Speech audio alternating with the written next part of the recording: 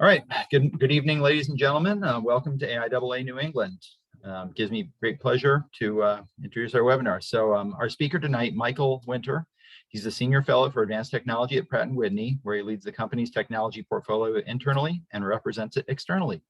In its over 3 decades with Heritage United Technologies Corporation, which is now part of Raytheon Technologies, he's held several executive and senior fellow leadership roles at corporate, Pratt Whitney, and the Research Center. He's made contributions working with fuel cells, rotorcraft, lasers, and combustion propulsion systems.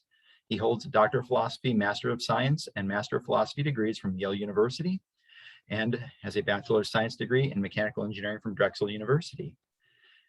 He has authored more than 40 patents and has published more than 50 technical articles, and is on the advisory board of the engineering schools at Embry-Riddle Aeronautical University. He has served on the National Research Council Board of Assessment of the National Academies. He's an associate fellow of the American Institute of Aeronautics and Astronautics, and is a chairman of the Aerospace Industry Association Environmental Committee and Technical Operations Council. And without further ado, it gives me great pleasure to introduce Dr. Michael Winter. Good evening to everyone, and welcome. On behalf of Pratt Whitney, I'm pleased to share with you our vision for achieving sustainable aviation. And it's interesting, I had 2 decks that I was debating which one to use, and I decided for this audience, I'd probably just go a little bit more technically deep. So I, at the very last minute, changed to an alternate deck that is also, of course, approved for public release. So with that, I will jump in, and I intend to leave adequate time at the end for questions. So I'll probably talk for maybe 40 to 45 minutes, and I'll leave ample time for everybody to post questions in the chat. I think if you put questions in the chat, I should be able to see them. And if it's a question or clarification, I'll try and keep an eye out for those. And that way I can address any of your concerns along the way as well. So Pratt Whitney is the premier propulsion company. We power commercial aircraft, we power military aircraft, as well as smaller business, general aviation, turboprops, and helicopters. And really across the board from the commercial, and you're going to learn a little bit about some of the revolutionary technologies that we have recently introduced, the geared turbofan, and we'll explore some of the technologies within that. On the military side, we power most of the platforms for our nation and her allies, all the way back to many of the transports, the C-17, the legacy B-52, as well as the new tanker, and now the new bomber that's under development, B-21, as well as 4th and 5th generation fighters, F-15s and F-16s, F-22, and the F-35. So we really address all domains of flight. And so when we think about sustainable aviation and when we think about the technologies, we really think about them across the continuum of all aspects of flight. So I want to talk a lot about CO2, but I'll mention some of the other concerns, and really we're going to focus on the impact of our products in aviation in the use phase. Just kind of rough order of magnitude numbers, the CO2 produced by our fleet is roughly 100 times that of the factory CO2 impact, 100x.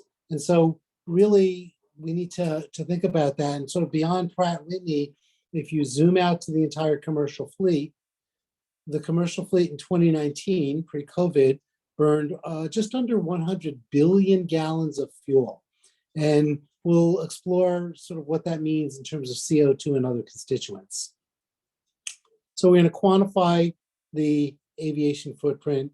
We're going to talk about some of the new technologies just very recently. In fact, earlier this month, a number of major players, including ourselves, have committed to net zero by 2050 for our customers.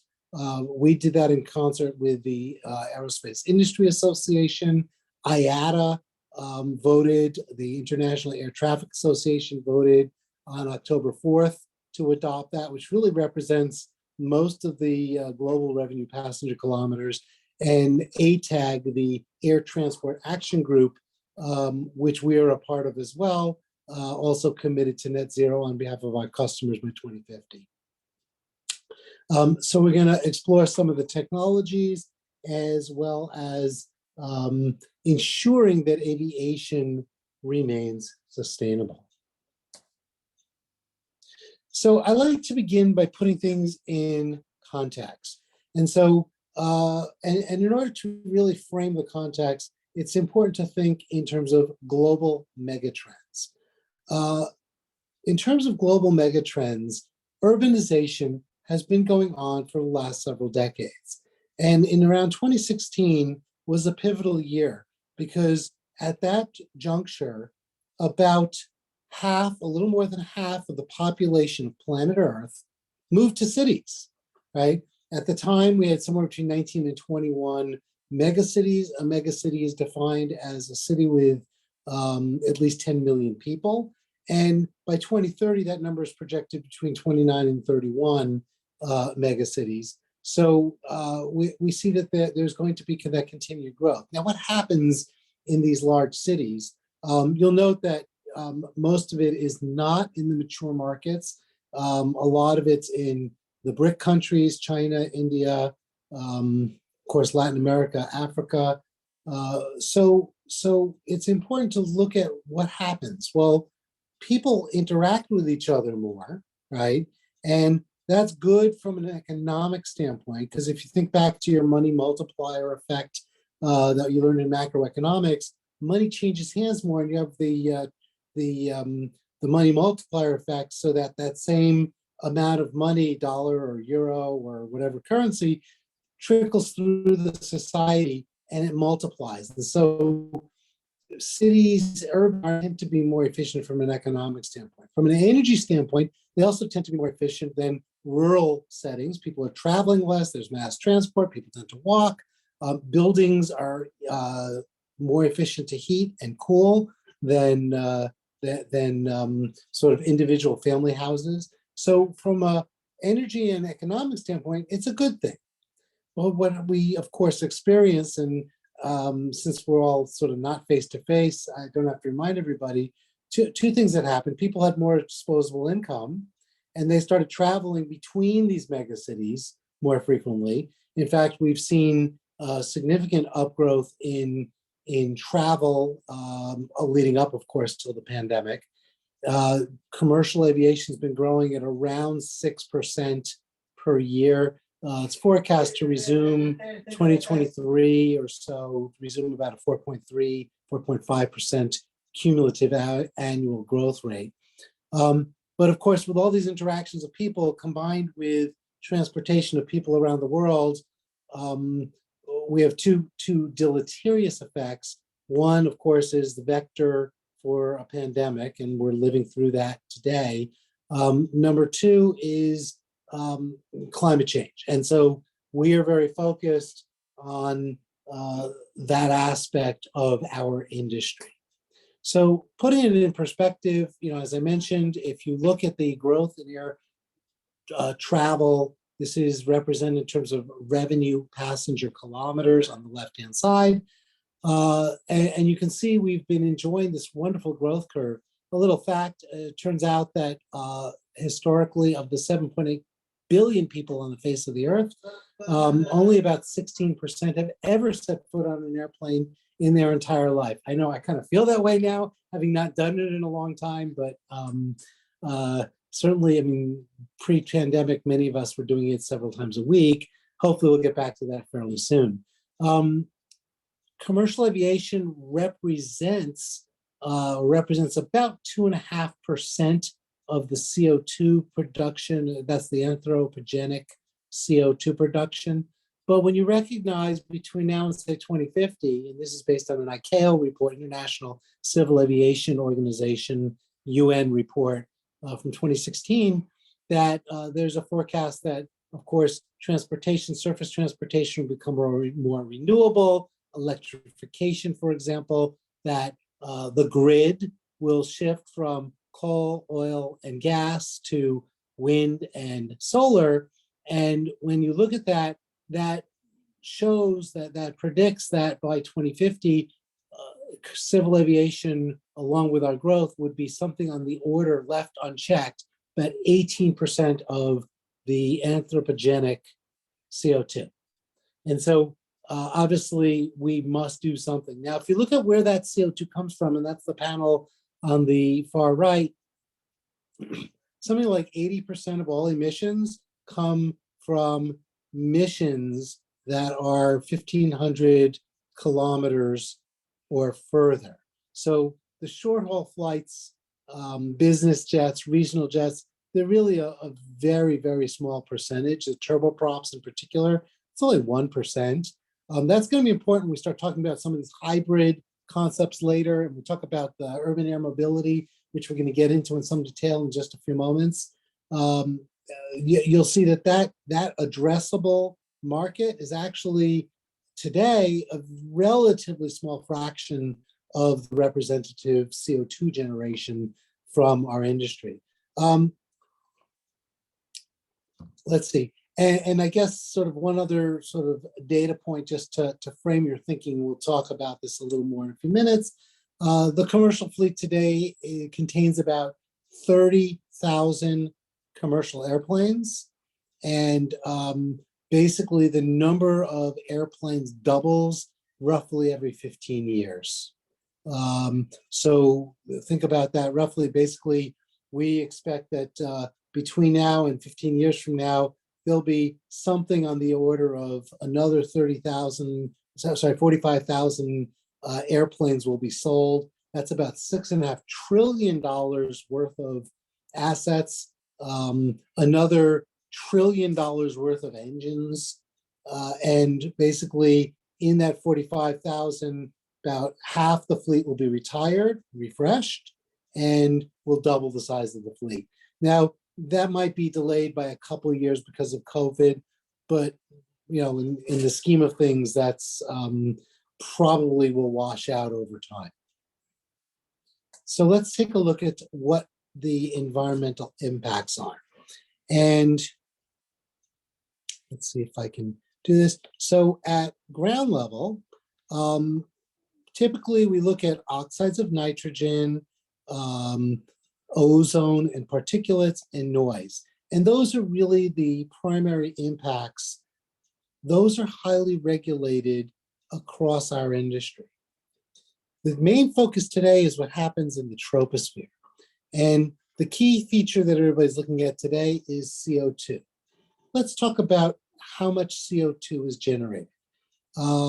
If you consider, say, a pound of fuel, right? That pound of fuel is carbon and hydrogen, right? So when I take that carbon, which is really most of the mass of the fuel, and I burn it, I make CO2 and water vapor, right? So the hydrogen goes off to become the water vapor. The carbon combines with two oxygens. Oxygen is a slightly more massive molecule. So for every pound of jet fuel, I make a little more than 3 pounds of CO2. Now, that's 6.82 pounds per gallon, right? That's 21.5 pounds of CO2 per gallon.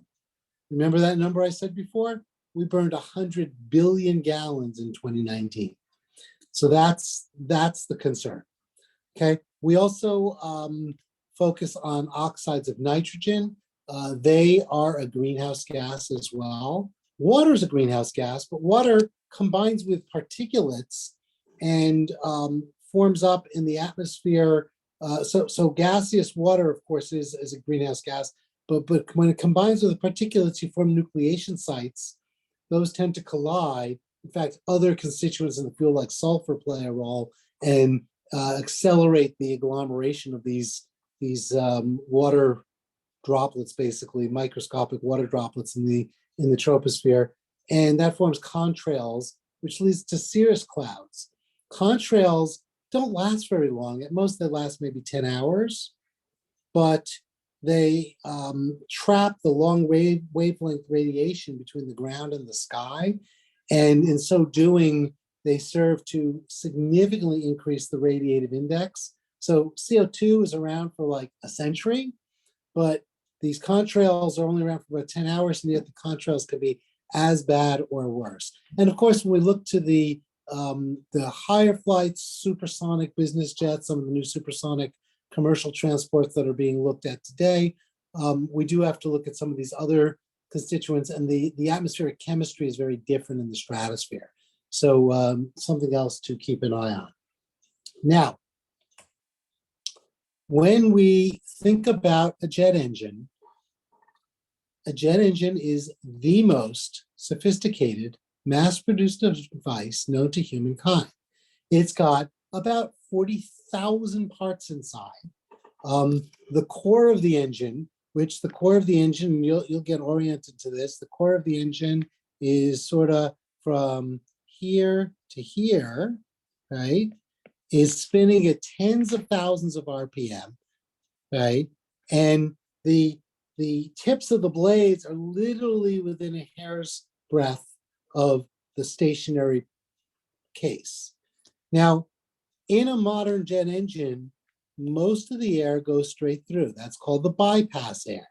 And typically engines up until the engines shown here were about 4 or 5 bypass ratio. This particular engine's about 12 or 13 bypass ratio, meaning 12 or 13 times more air goes through the outside, right? And then the amount of air that goes into the engine.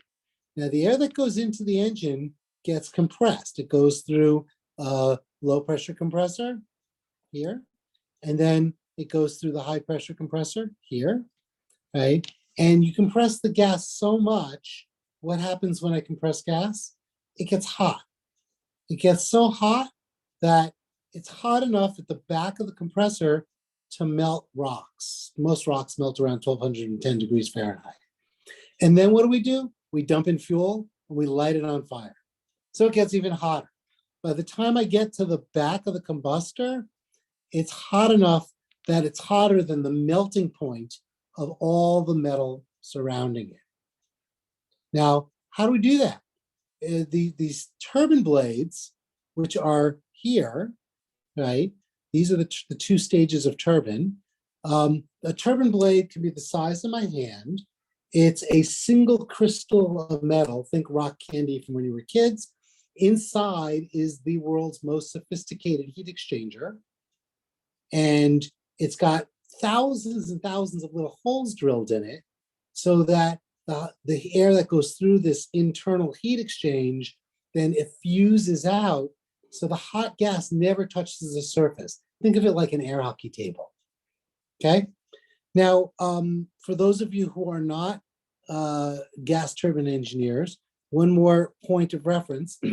So we've got, remember we talked about the core of the engine, right? That's here to here, right? We also have the low pressure turbine, that's these three stages here, and they're connected on a big long shaft to the low pressure compressor and the fan. And what we'll talk about, as I mentioned, we introduced a new technology in 2016. Normally, there was always a paradox that you had this big long shaft, and that used to turn the fan. And the paradox was, the faster I turn the low pressure turbine, the more efficient it is, but the slower I turn the fan, the more efficient it is. And they were always connected on a shaft. So what we do, we introduced a gearbox here, and it's like a little more than a gear ratio of 3. And that lets us slow down the fan so it's moving slowly while the low pressure turbine can move and rotate at its optimal speed. And with that, we were introducing significant improvements in efficiency, and I'll walk you through that in a few minutes. Okay, so why don't we keep going?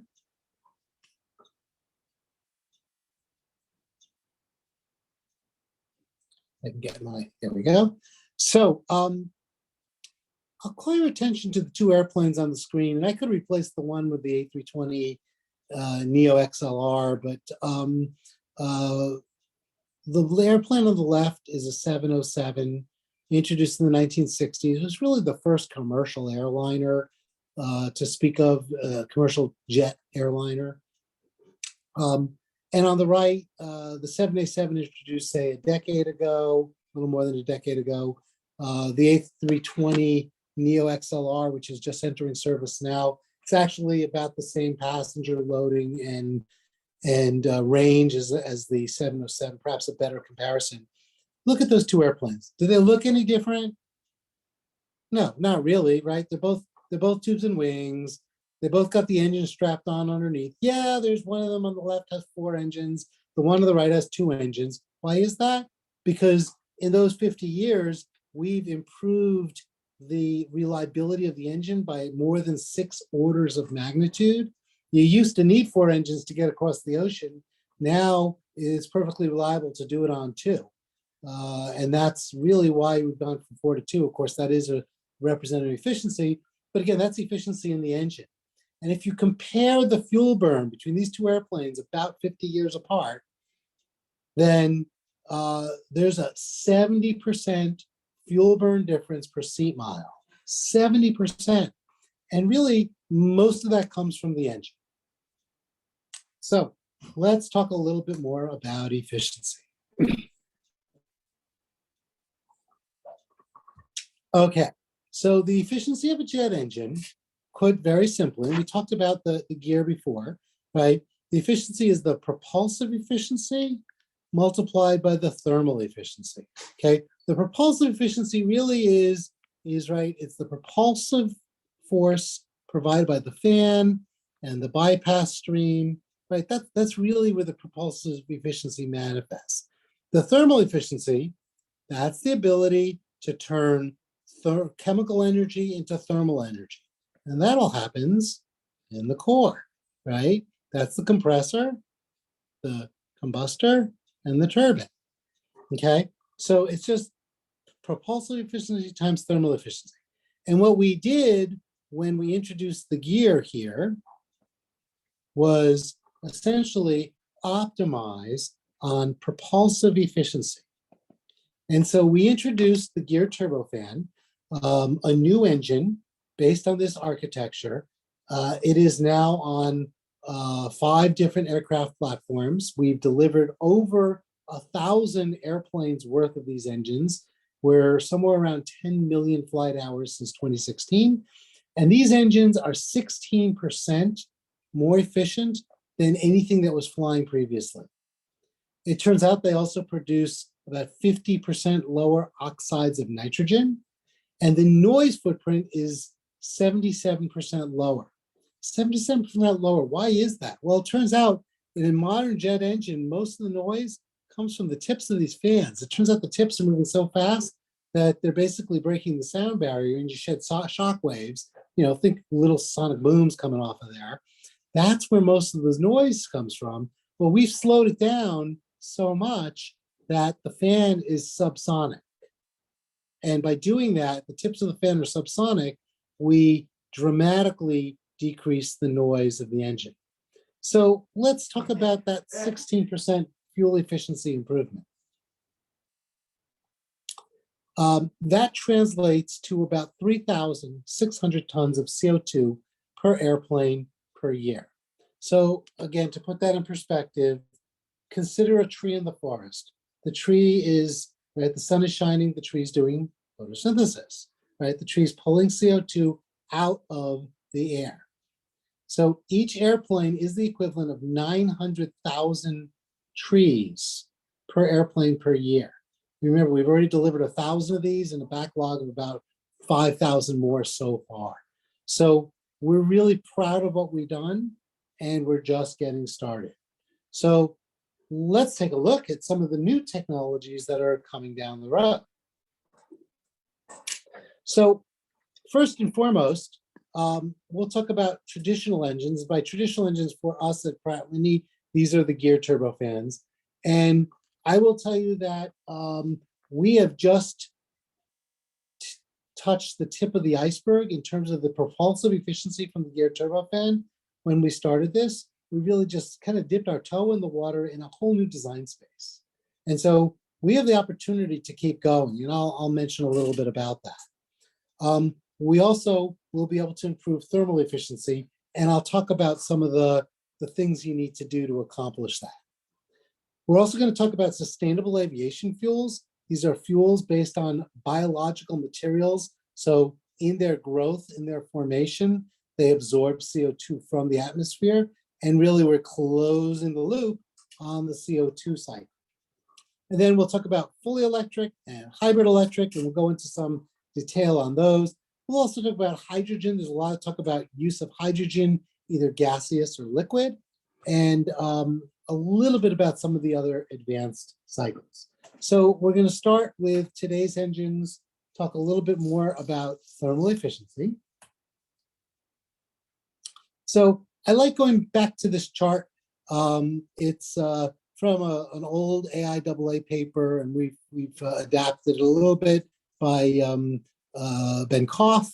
And basically what he did was they plotted all of the modern engines, the thermal core efficiency, basically, or core power, on the graph here. And we've added, we can't really share all of the new current engine data, but we've represented that with the cloud shown here. Now, these data go all the way back for 83 years since the dawn of the jet age to Von Ahn and Whittle. And then along here, we've also plotted the ideal Brayton cycle. This is the thermodynamic cycle associated with the gas turbine engine. We've plotted the ideal line. And a couple of things you'll observe. Number one, that we're tracking at about 60 to 70% of the ideal line. And that's actually about right. The thermal efficiency is in that realm. Number two, in 83 years, we've only come halfway to the theoretical limit. But of concern is that these temperatures get pretty racy. And so remember, we're already pushing materials technology, cooling technology, and such. We're already beyond the melting point of metals. So there are a number of new technologies that the industry is investing in, things like ceramic matrix composites, that will allow us to achieve these higher temperatures. At Pratt Whitney, we just, over the summer, launched a new pilot plant in Carlsbad, California, about $100 million capital investment in ceramic matrix composites pilot facility. And we're in the process of building a new factory in Asheville, North Carolina, about a $650 million investment that's going to allow us to mass produce some of these very advanced castings that are used for these new thermal efficiency. So to summarize a little bit of this, propulsive efficiency, we talked about that, and that's the design space of the gear. Yes, we also could reach for an open rotor. We understand open rotors or propellers, right? At Pratt Whitney Canada, we make really most of the propeller aircraft in the Western world.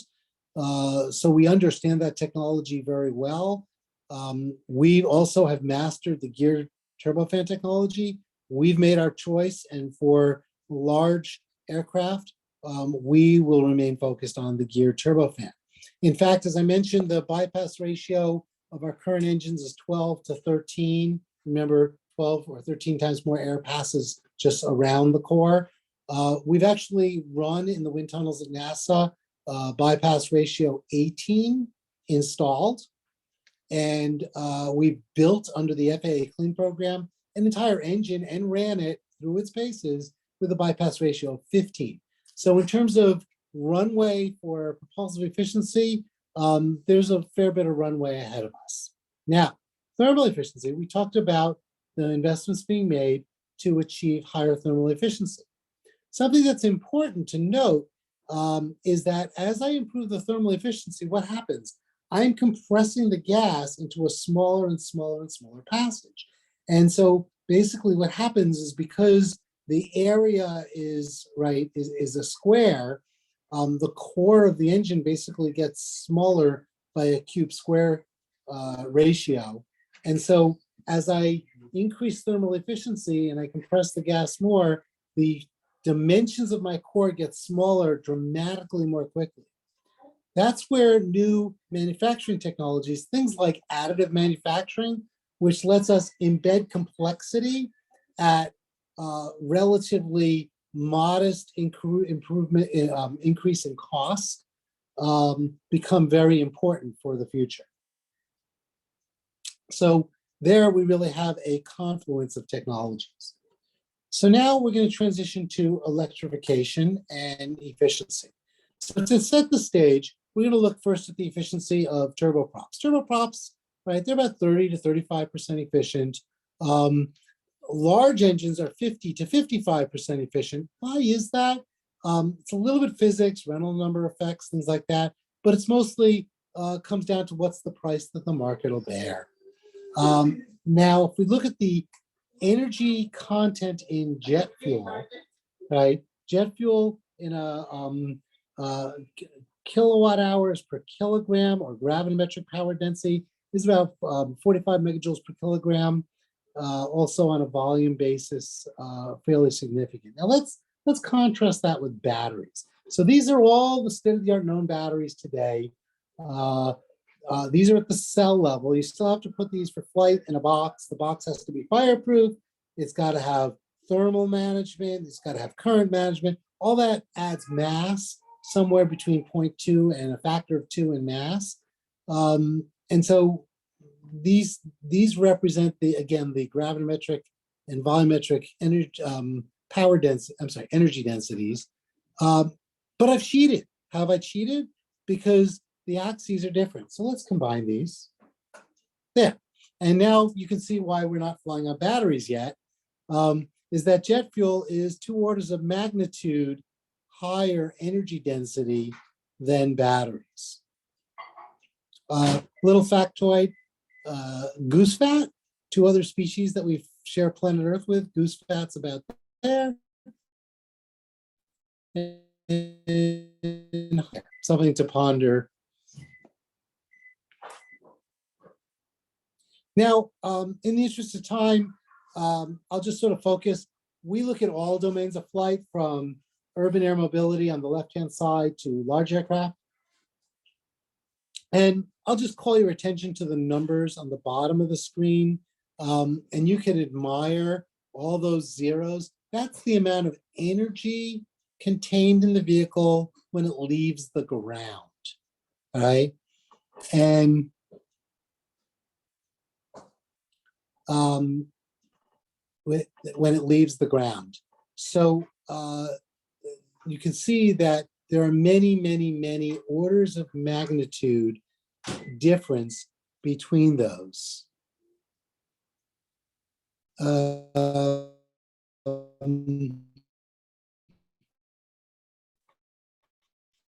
Sounds like pissed.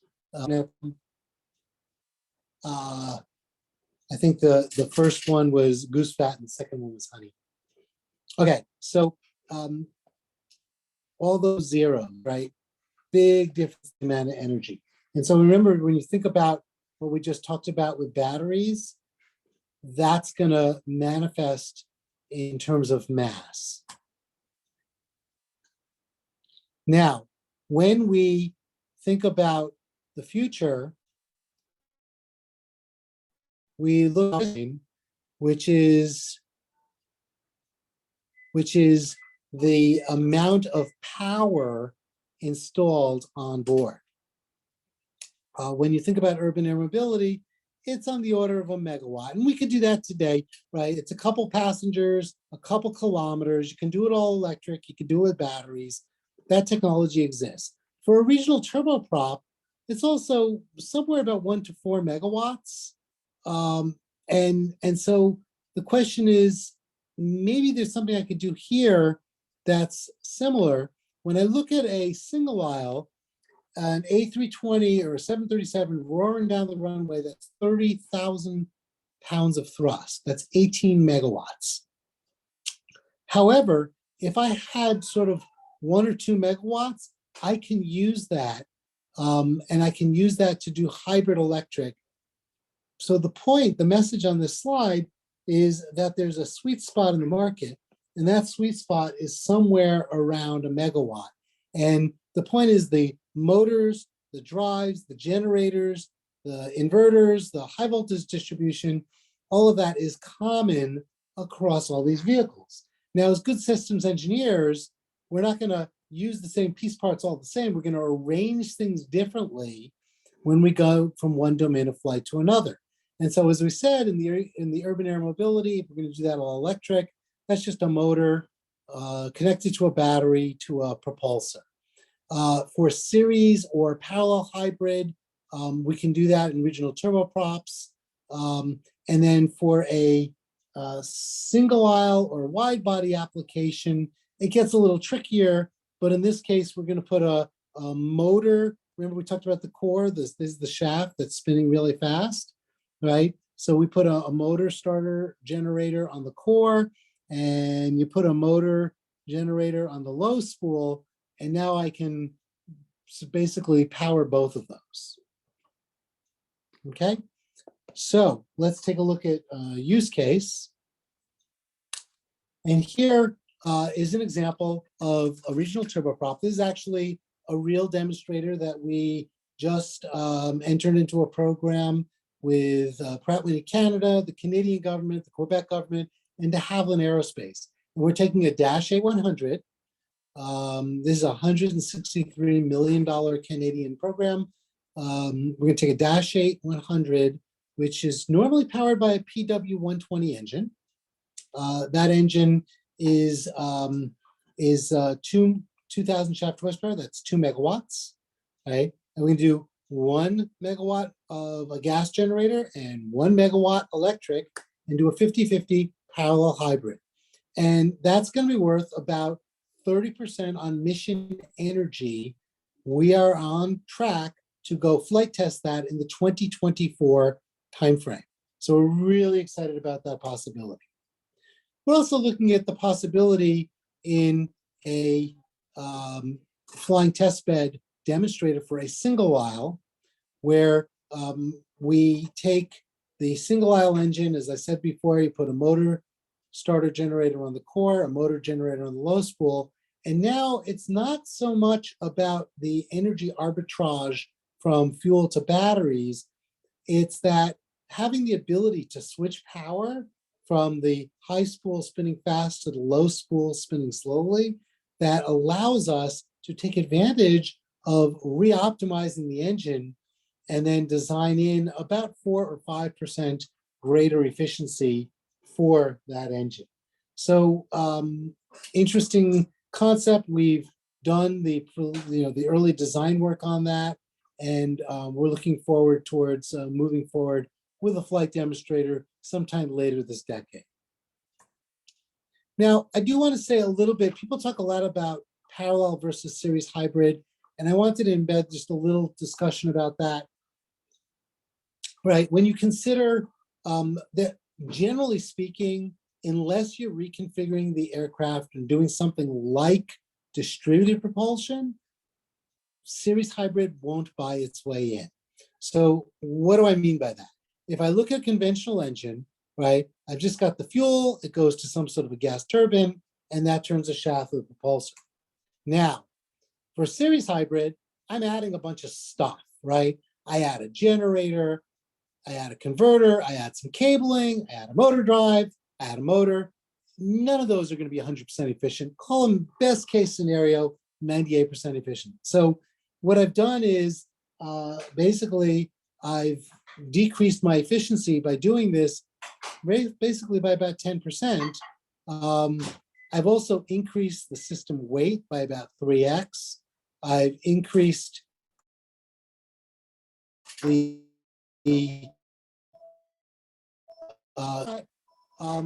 it does enable novel aircraft architectures. So for some of these flying urban air mobilities, flying taxis, for example, having the ability to distribute the propulsion gives you a degree of safety, gives you a degree of redundancy, and it lets you achieve the attitude control for the vehicle so it serves other purposes. So it does buy its way in when you're changing the paradigm of the vehicle design, but not really as a retrofit.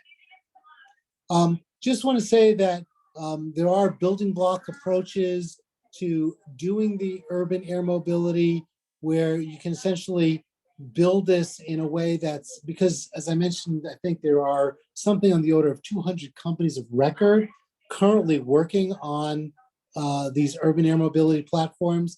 And so we've embedded, we've taken on an approach that basically uses building blocks so it's scalable and extensible. And we've been building up the demonstrations on sort of how do you modularize this so you can have one propulsion type system, power and propulsion system, and then deploy it to a wider class of vehicles. I do want to say a little bit more about, and then we'll wrap up in the next 5 minutes or so. I do want to say more about sort of how do we get to, you know, the ICAO goal, which is not net zero, it's 50% of 2005 levels by 2050. We'll see if that goal changes through COP26 starting next week, the UN conference, and the 41st Assembly of the International Civil Aviation Organization. But basically, it's going to take a basket of measures. There are, we talked about so far, aircraft and mostly engine technologies.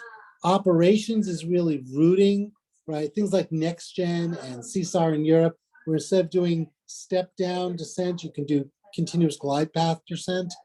That's worth 1.5 or 2% mission fuel burn. Infrastructure is really taxi and operations at the airport, but predominantly it's going to take different kinds of fuels to achieve the objectives. And really that comes down to sustainable aviation fuels. As I mentioned, sustainable aviation fuels are biofuels. They're based on biological materials.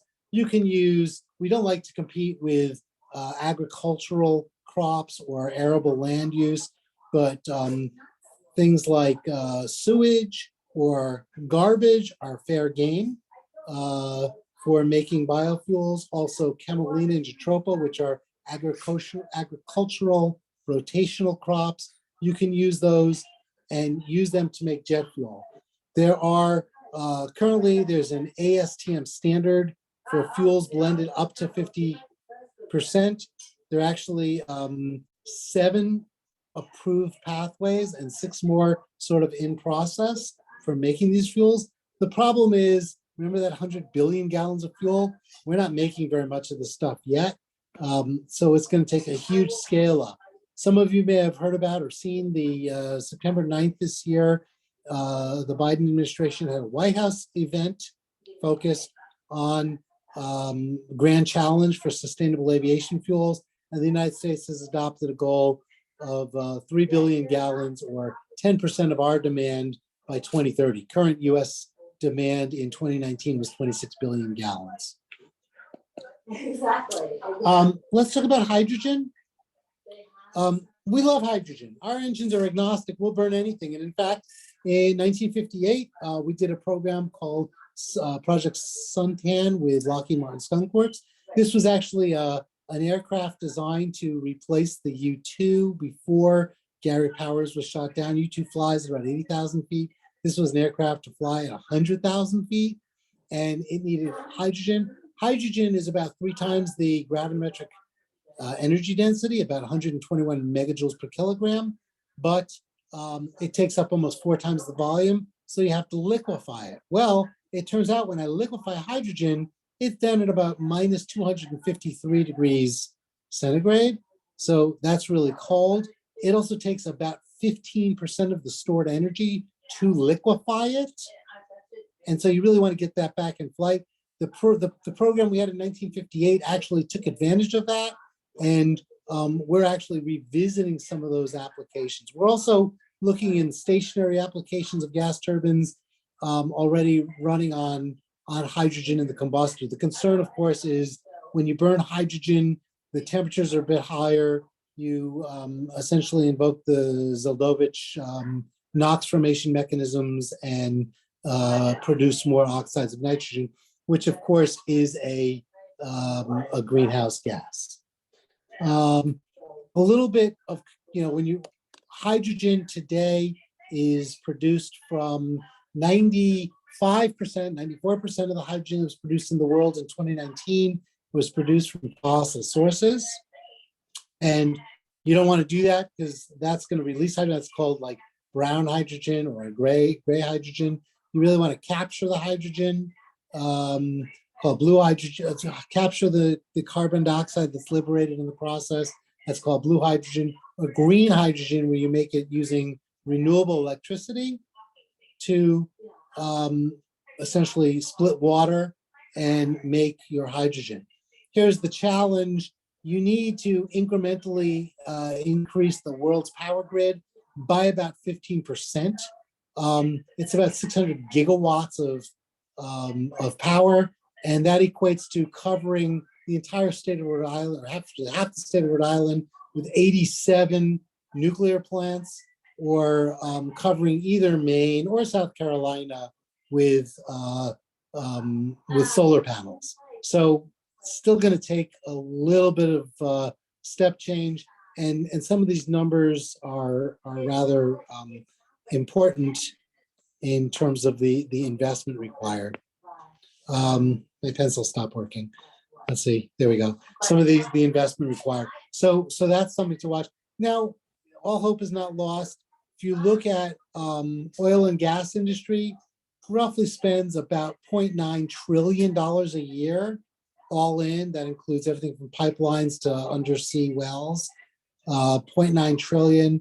Electrical generating capacity, including lines and wires, is about $750 billion a year. So between now and 2050, we're talking about $45 trillion of investment that somebody's going to make. It's going to go to something, and it could go to doing this. In the interest of time, I'm not going to go into the details, but we've been doing some modeling and analysis on hydrogen. Water vapor, remember we said, is a greenhouse gas. When you balance the chemical reaction of water, of hydrogen going to water, you on an equivalent thrust basis, you make 2.6 times more water. And remember what we said about contrails? They may or may not form. Nobody's really sure yet. And that also could be a deleterious effect. So when we look to the future, what do we see? We see a host of solutions, starting perhaps on, first of all, we see improvements in thermal efficiency for today's engines, right? We see fully electric in the low range payload segment. Hybrid electric, we really think that's going to affect all segments, including military. Having that megawatt on board a military platform gives you some interesting new capabilities. Sustainable aviation fuels are here at 50% today, and we're aggressively moving towards 100% SAF to be certified most likely as a drop-in replacement in the next couple of years. And hydrogen, we'll see some demonstrations in the next several years, but really not entering service in earnest until much, much later, when we start to see ubiquitous hydrogen on the flight lines. So what's the future of sustainable aviation? Is it supersonic aircraft? Yes, probably. Is it urban air mobility? We'll see that, and it's happening now. And will it be engines? Absolutely. So we're going to see all of these as we look to the future. And when we think about innovation, I like to end on a little bit provocative note. Aviation innovation or aeronautical innovation. On the left-hand panel is a patent that was published in the United States in 1842 by Stringfellow and Henson for a steam-powered air carriage, flying carriage. And on the right is a piece from, I believe it was in Le Monde, published in 1882, about what life will be like in the year 2000. And This is one of the panels showing people leaving the opera, getting into their flying taxis. Well, I don't know about the opera, but we'll have our flying taxis. So with that, we have some time for questions. I'm not sure how you're going to moderate the questions. Are they going to show up in the Q&A or in the chat? Yep. Please feel free to enter your questions in the chat, and I will read them aloud. So first question from Andrew: how do the land requirements for green hydrogen production compare to those of SAF production? If we aren't competing with agriculture, that implies we need more farmland. So good question. So when you look at the different pathways for SAF, there are also different feedstocks. We really don't want to ever compete with food. Now, that having been said, it's important to note that, say, of the 26 billion gallons that we pumped in 2019 in the United States, same year we pumped 154 billion gallons of gasoline. Gasoline in the United States is required by law to be 10% ethanol, right? So we actually have 16 billion gallons of ethanol. As cars stop burning gasoline, it's going to go somewhere. Now, today, why do we have these laws? It's to stabilize the husbandry industry and such. Will that persist? That's a policy question. Land use for hydrogen, I think we need to, think more globally about hydrogen in general. And really, there's sort of two options. You can put hydrogen on the airplane. That's going to be really hard. You've got to liquefy it to transport it. It boils off. You got to liquefy it again, investing another 15% of its specific enthalpy you need for a flight. And then you have to change the airports, change the infrastructure, change the airplanes, right? Or you could use the hydrogen to make electrofuel. Take that hydrogen, combine it with CO2 sequestered from the atmosphere, and make what's called an electrofuel. That's a SAF that is moving towards an approved SAF pathway. In fact, yesterday there was a press article about a company that under Air Force sponsorship demonstrated this and is scaling up a plant. That will be a source of SAF, and that will be 90% lower carbon, and I'm sorry, 94% lower carbon intensity than jet fuel. In contrast, 50% SAF is 40%, and 100% SAF is 80% reduction in carbon intensity. So this would be 94%. So will hydrogen show up directly in the airplanes? Will it show up as a new version of SAF? I'd probably place a bet on the electrofuels. Good question. Other questions?